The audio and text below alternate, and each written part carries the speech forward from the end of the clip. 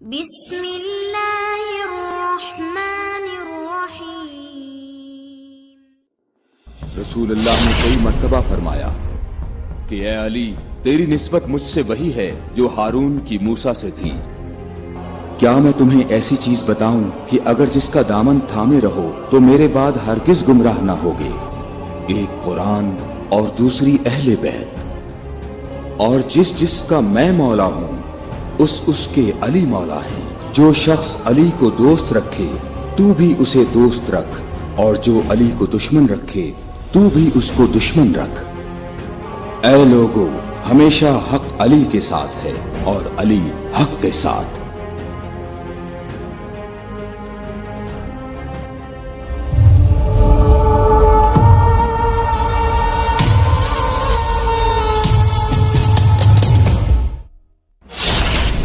غدیر مکہ اور مدینہ کے درمیان ایک مقام کا نام ہے۔ یہ وہ جگہ ہے جہاں مختلف علاقوں سے آنے والے حاجی جدا ہو جاتے ہیں۔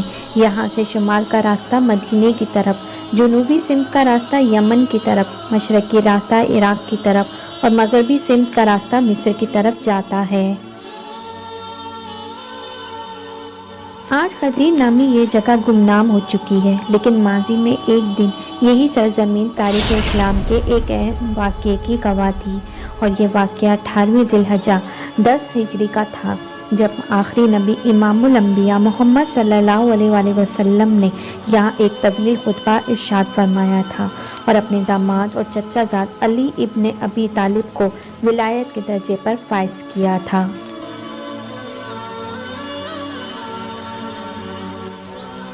غدیر غم کا پس منظر کچھ یوں ہے کہ نبی کریم محمد صلی اللہ علیہ وآلہ وسلم ہجرت کے 10ویں سال 24 ذی القعدہ کو ہزاروں کا قافلہ لے کر حج کے لیے مدینے سے مکے کی طرف روانہ ہوئے۔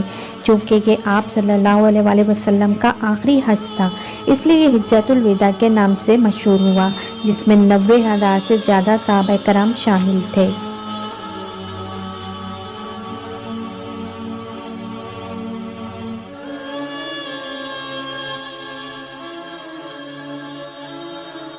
مناسک حج مکمل کرنے کے بعد حضور نے کعبۃ اللہ کو الوداع کہا اور حرم سے رخصت ہوئے۔ واپسی میں 18 ذی الحجہ کے دن یہ عظیم قافلہ جوفہ پہنچا۔ جوفہ مکہ سے 13 میل کے فاصلے پر موجود ہے۔ اس کے قریب 2 میل کے مسافت پر ایک تالاب ہے جسے غدیر کہا جاتا ہے۔ یہ مقدس قافلہ غدیر کے قریب پہنچا تو جبرائیل امین وحی لے کر نازل ہوئے اور رسول اللہ صلی اللہ علیہ وآلہ وسلم کو اللہ کا یہ حکم پہنچایا کہ آپ کو اس مقام پر امیر المومنین علی علیہ السلام کی ولایت کا اعلان فرمانا ہے۔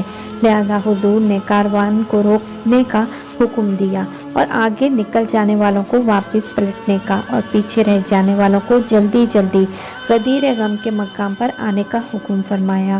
یہاں آپ صلی اللہ علیہ وآلہ وسلم نے نماز ظہر ادا کی اور ایک ممبر بنانے کا حکم دیا۔ پھر آپ اس ممبر پر تشریف فرما ہوئے اور خطبہ شروع کیا۔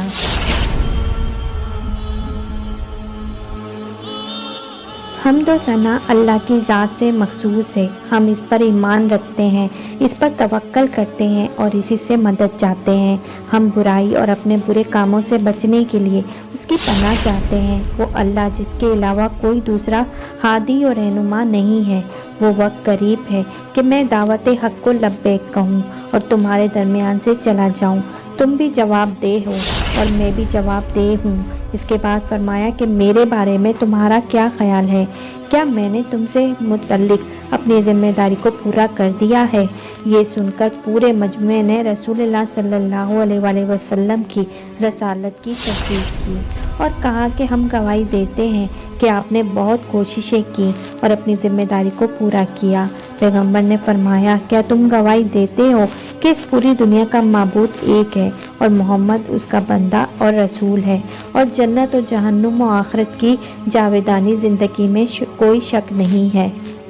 سب نے کہا کہ صحیح ہے، ہم گواہی دیتے ہیں۔ اس کے بعد رسول اللہ نے فرمایا، اے لوگوں، میں تمہارے درمیان 2 اہم چیزیں چھوڑے جا رہا ہوں۔ میں دیکھوں گا کہ تم میرے بعد میری ان 2 یادگاروں کے ساتھ کیا سلوک کرتے ہو۔ اس وقت ایک شخص کھڑا ہوا اور بلند آواز میں سوال کیا کہ ان 2 اہم چیزوں سے کیا مراد ہے؟ पैगंबर ने फरमाया कि एक अल्लाह की किताब है जिसका एक सिरा अल्लाह की कुदरत में है और दूसरा तुम्हारे हाथों में, और दूसरी मेरी अतरत और अहले बैत है। अल्लाह ने मुझे खबर दी है कि हरगिज़ एक दूसरे से जुदा ना होंगे। ए लोगों, कुरान और मेरी अतरत पर सबकत न करना और दोनों के हुक्म की तामील में कोताही न करना, वरना हलाक हो जाओगे। आप सल्लल्लाहु अलैहि वसल्लम ने इमाम अली की तारीफ की। ए लोगों, ये अली है तुम में सबसे ज़्यादा मेरी मदद करने वाला, तुम में से मेरे सबसे ज़्यादा करीब तर और मेरी निगाह में अजीज़ तर है। ये दीन खुदा का मददगार, रसूल खुदा से दिफा करने वाला, मुंतकी, पाकीज़ा, सिफ़्ते हादी और मेहदी है।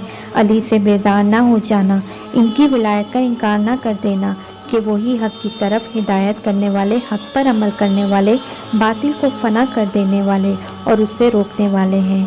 उसके बाद फरमाया कि मोमिनीन पर खुद उनसे ज़्यादा सज़ावार कौन है? सबने कहा अल्लाह और उसके रसूल ज़्यादा जानते हैं। रसूलुल्लाह ने फरमाया अल्लाह मेरा मौला है और मैं मोमिनीन का मौला हूँ और मैं उनके नफ्सों पर उनसे ज़्यादा हक़ रखता हूँ। फिर आप सल्लल्लाहु अलैहि वसल्लम ने हज़रत अली का हाथ पकड़कर इतना ऊंचा फरमाया कि दोनों की बगलों की सफ़ेदी नज़र आने लगी।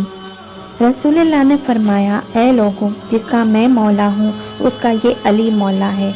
ए अल्लाह, इस शख्स को अपना दोस्त रख जो अली को दोस्त रखे और उसको दुश्मन रख जो अली को दुश्मन रखे। इससे मोहब्बत कर जो अली से मोहब्बत करे और उसको रुसवा कर जो अली को रुसवा करे, और हक़ को उधर मोड़ दे जिधर अली मुड़े।